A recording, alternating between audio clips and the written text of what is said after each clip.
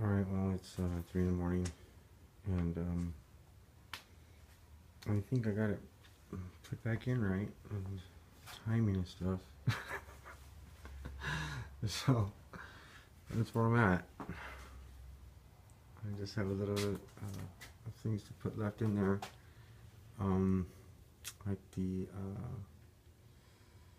ooh, I think I might have had to take that fuel rail off. No, I just need the intake manifold and